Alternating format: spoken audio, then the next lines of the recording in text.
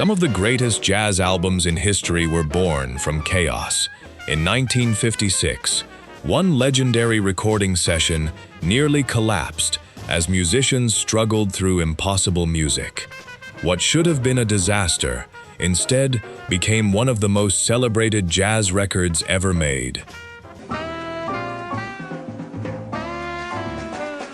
These albums are more than collections of songs. They tell stories of addiction and recovery, career-defining risks, creative breakthroughs, and moments that changed jazz forever. Behind every masterpiece is a human story just as remarkable as the music itself. Today, we're counting down the 10 greatest jazz records ever made, exploring the unforgettable sessions, the triumphs, and the struggles that shaped them. This is Sax Appeal. Let's count them down. Number 10. The Dave Brubeck Quartet, Time Out, 1959.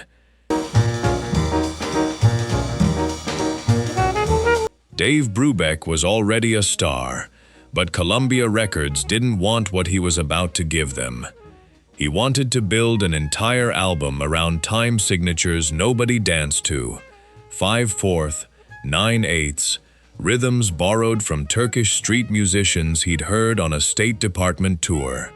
His label made him record a safe album of standards first, as a kind of down payment, before they'd let him near his real idea. When Brubeck finally got into the studio in the summer of 1959, even his own saxophonist wasn't sold. Paul Desmond, the group's cool, understated altoist, brought in a simple 5-note sketch, almost as an afterthought, something to give drummer Joe Morello room to shine.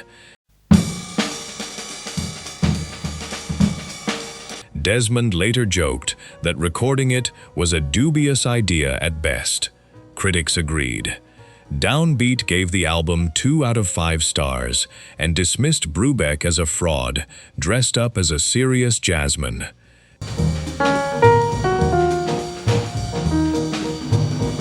Then something strange happened.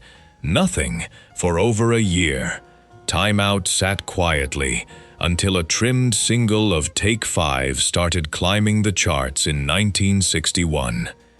It became the first jazz single to sell 1 million copies, and Desmond's afterthought turned into the most recognizable saxophone melody in American music.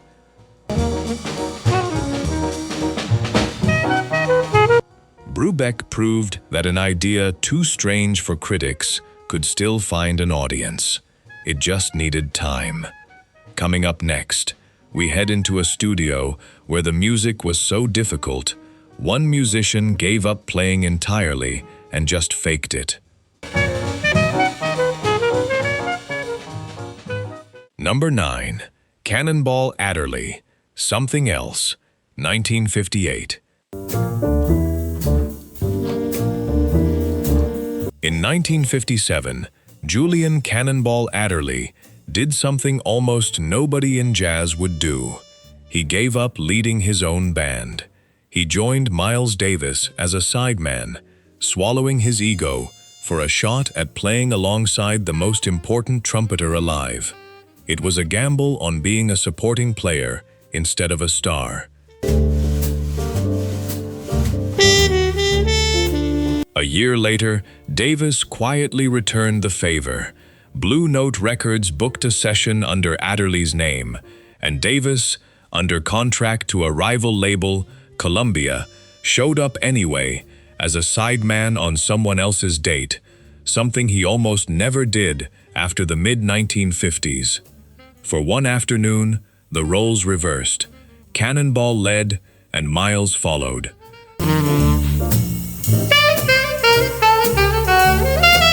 The album opens with a reading of Autumn Leaves, so unhurried and confident, it became the definitive jazz version of the song. At one point on the tape, you can hear Davis's voice, checking in with producer Alfred Lyon. Is that what you wanted, Alfred? It's the sound of the most guarded man in jazz, letting his guard down for a friend. Something Else remains the only album Cannonball Adderley ever made for Blue Note, a one-time act of loyalty between two men who understood that sometimes the biggest career move is stepping aside. Next, a bandleader's drumming became a finishing school for the future stars of jazz, until one 22-year-old pianist wrote the song that would define them all. Number 8. Art Blakey and the Jazz Messengers, Moanin, 1958.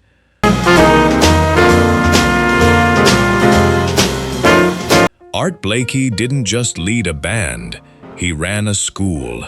Since taking over the Jazz Messengers in 1956, he'd made it his mission to find the most promising young musicians in jazz, put them on his bandstand, and push them until they became band leaders themselves.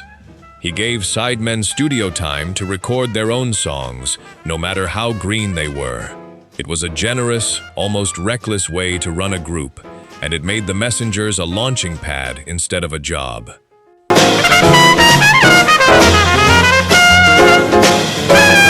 By 1958, that gamble had assembled a lineup of unusually young, unusually gifted Philadelphia musicians. 20-year-old trumpeter Lee Morgan, tenor saxophonist and musical director Benny Golson, and 22-year-old pianist Bobby Timmons. Timmons had been noodling on a simple, churchy 8-bar phrase between takes for months. Golson kept telling him it needed a bridge to become a real song. Timmons finally wrote one.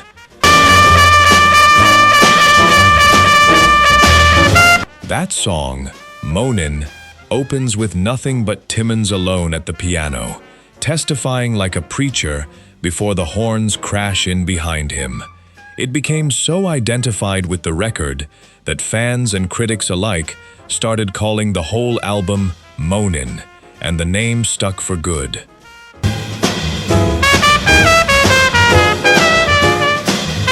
The record made hard bop a household sound and confirmed Blakey's real genius, not just as a drummer, but as a mentor who kept getting out of the way so his students could become legends.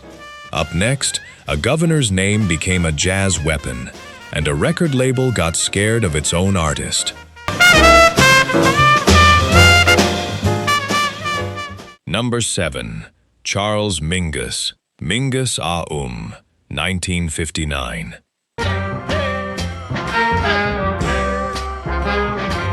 Charles Mingus had a reputation before he ever wrote a controversial note.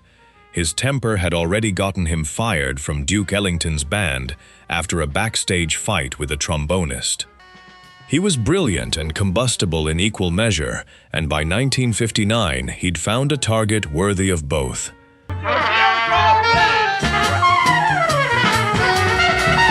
2 years earlier, Arkansas Governor Orval Faubus had called out the National Guard to block 9 black teenagers from integrating Little Rock Central High School. Mingus wrote a piece in furious response, complete with lyrics mocking Faubus as a fool and a fascist. When he brought it to Columbia Records for his new album, the label refused to let the words anywhere near the record. They were afraid of what the song might set off in an already tense country.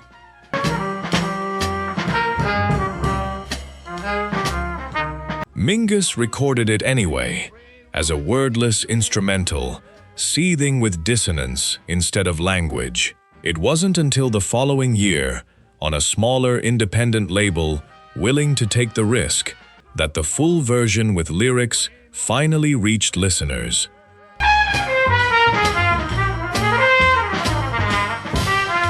Even muzzled, Fables of Faubus became one of the boldest political statements in jazz history.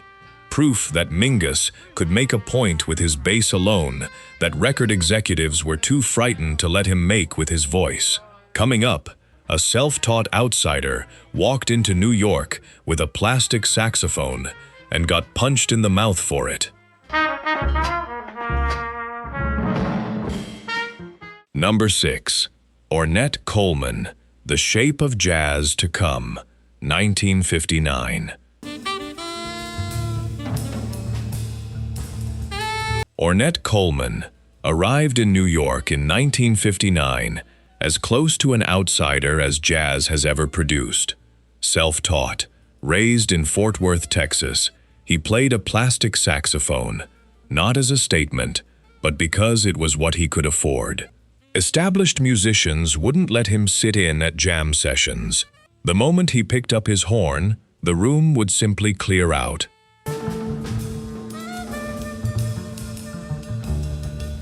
His music abandoned the chord changes that every jazz musician had built their careers on, replacing them with something closer to pure melodic instinct. The reaction from jazz's biggest names was brutal. Miles Davis said Coleman was all screwed up inside. Drummer Max Roach was so enraged after hearing him that he punched Coleman in the mouth. Yet a handful of the most respected figures in music, composer Leonard Bernstein among them, and soon John Coltrane too, recognized they were hearing something genuinely new. When The Shape of Jazz to Come was released, the title track, Lonely Woman, sounded like grief itself, urgent and unresolved, refusing to land on the comfortable notes listeners expected.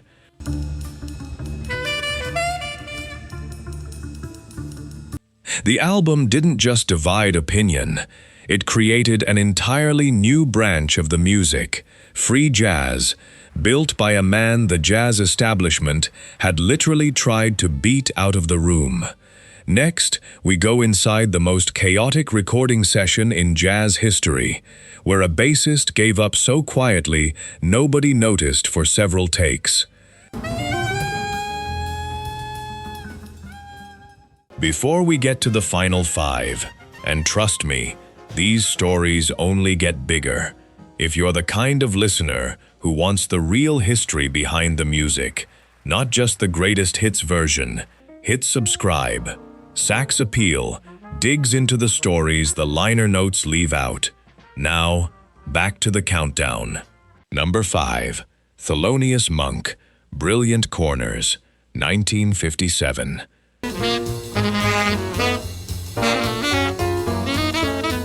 By the mid-1950s, Thelonious Monk's career had nearly been destroyed by a case that wasn't even his fault. In 1951, he'd been arrested alongside a friend on a drug charge. Monk refused to testify against him, and New York revoked Monk's cabaret card, the police permit that let musicians perform in clubs serving alcohol. For years, one of the most original minds in jazz was effectively barred from playing in his own city's nightclubs.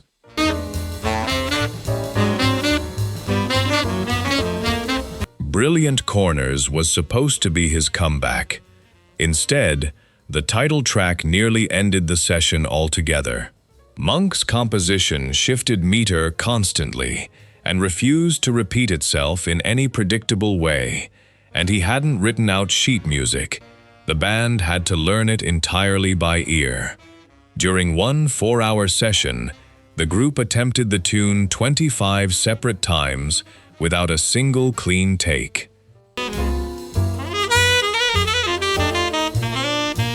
Alto saxophonist Ernie Henry reportedly neared a breakdown trying to keep up, and at one point, producer Orrin Keepnews thought bassist Oscar Pettiford's microphone had failed, only to realize Pettiford had quietly stopped playing and was just miming the motions. With no usable full take in hand, Keepnews spliced the final version together out of fragments from multiple attempts, piecing together a performance that had never actually happened in one continuous take.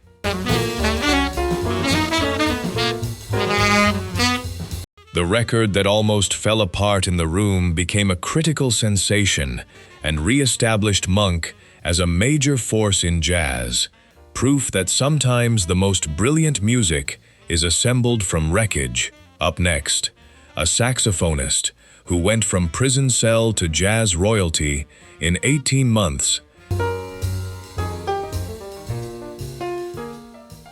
Number 4. Sonny Rollins, Saxophone Colossus, 1956.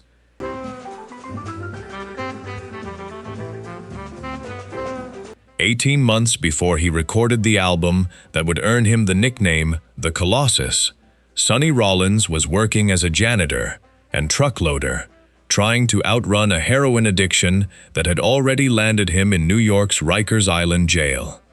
Critics who once praised him had started writing him off. His idol and bandmate, trumpeter Clifford Brown, kept telling him the drug wasn't the source of his talent. It was the thing standing between him and it.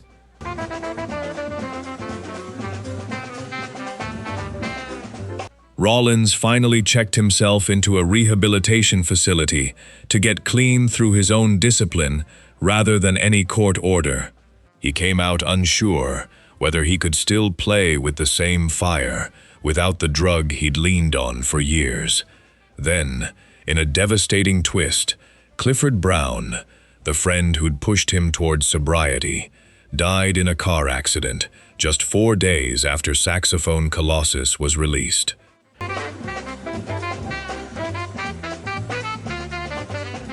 Rollins entered Rudy Van Gelder's studio in June of 1956, clean, grieving, and determined to prove himself. The album's opening track, St. Thomas, built on a calypso melody from his Caribbean childhood, exploded with a joy that felt almost defiant given everything he'd just survived.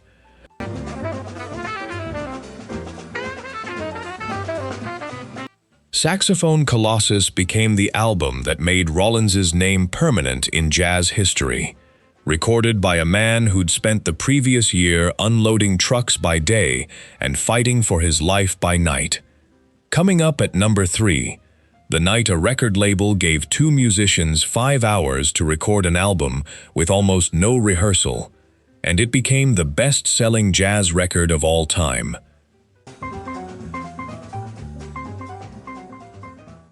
Number 3. Miles Davis, Kind of Blue, 1959.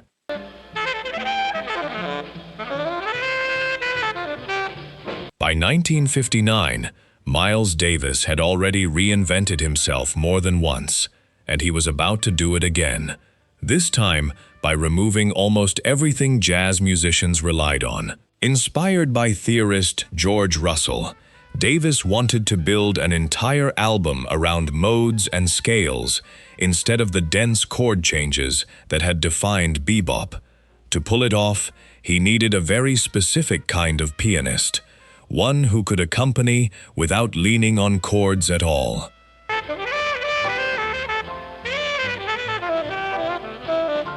He found him in Bill Evans and pulled Evans back into the fold specifically for this project after Evans had already left the band. Then Davis did something almost unthinkable for a project this ambitious. He gave the musicians nothing to prepare with. No charts were sent in advance.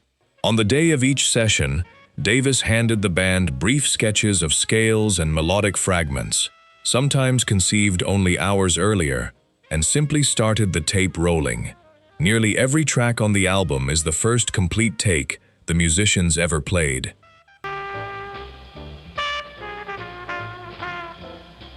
In the room were Davis, tenor saxophonist John Coltrane, fresh off his own struggles with addiction, alto saxophonist Cannonball Adderley, and Evans, a group of musicians who would barely stay together as a unit past that year, each pulling toward his own singular voice.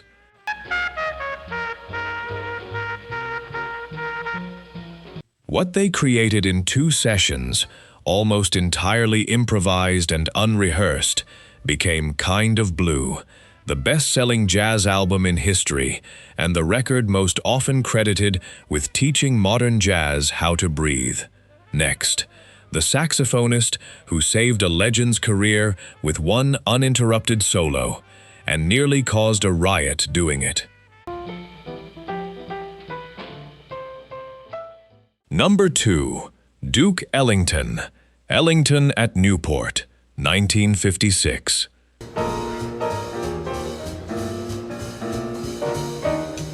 By 1956, Duke Ellington was in trouble.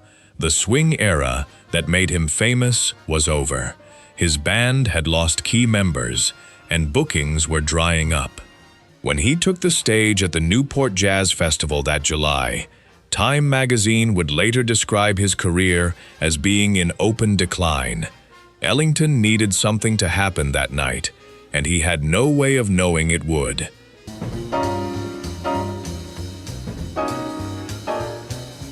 His band was scheduled in an awkward late slot, sandwiched between other acts. Partway through a piece called Diminuendo and Crescendo in Blue, Ellington turned to his tenor saxophonist, Paul Gonsalves, and simply told him to keep playing. Gonsalves launched into an extended solo that kept building, chorus after chorus, 27 in total, as the crowd around the stage grew louder and more frenzied.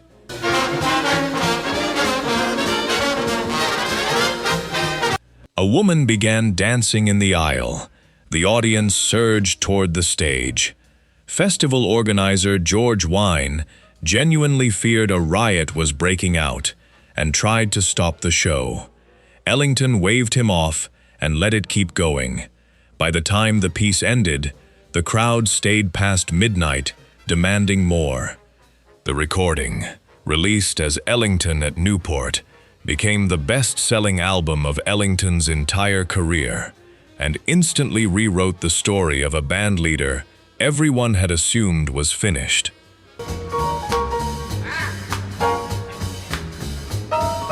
Ellington himself put it simply for the rest of his life. He said he was born again at Newport in 1956. It's a story about how one saxophonist's willingness to keep blowing, chorus after chorus, revived a legend's career in real time. And now, number 1, the story of a man who nearly died locked in a room, fighting an addiction, and came out the other side with the most spiritually powerful record jazz has ever produced. Number 1. John Coltrane. A Love Supreme, 1964.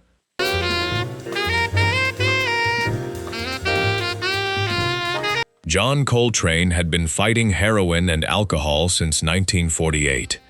By 1957, the addiction had gotten bad enough that Miles Davis, no stranger to addiction himself, fired Coltrane from his band for unreliability. It was the lowest point of Coltrane's career, and he knew it.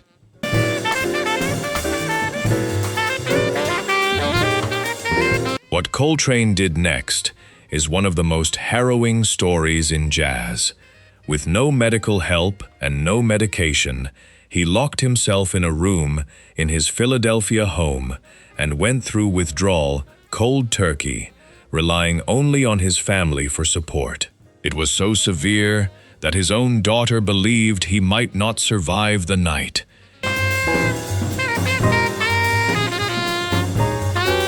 He emerged days later changed, physically drained, but describing what he called a spiritual awakening, a conviction that his music now belonged to something larger than himself.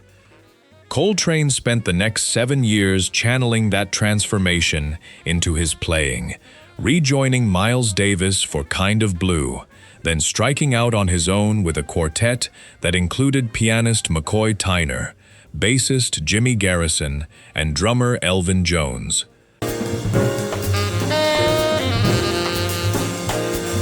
In December 1964, unlike the loose improvisation of Kind of Blue, Coltrane arrived at the studio with a fully composed four-part suite, rehearsed and deliberate, built entirely as an offering of gratitude.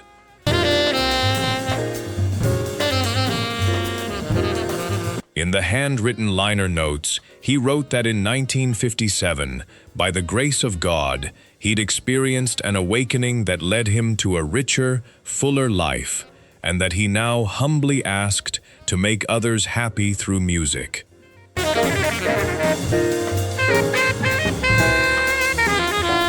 A Love Supreme isn't just considered the greatest jazz album ever made. It's the sound of a man who nearly lost everything to addiction, turning his recovery into an act of worship. Proof that the deepest human struggles can produce the most transcendent art. That's why, of every record in jazz history, this is the one that belongs at number 1. 10 records, 10 artists who turned addiction, rejection, riots, and reinvention into music that outlived every critic who doubted them. What strikes you, looking back across all 10 stories, isn't just the talent, it's the sheer will it took to get these records made at all. A pianist recording out of wreckage, a saxophonist playing his way out of a coma-level withdrawal, a band leader saved by one solo he didn't even ask for. That's the real lesson of jazz's greatest records. The music was never separate from the life. It was the life turned into sound. If this countdown gave you a new way to hear these records, subscribe to Sax Appeal for more of the stories hiding inside the music you already love. And let us know in the comments which artist's story hit you hardest.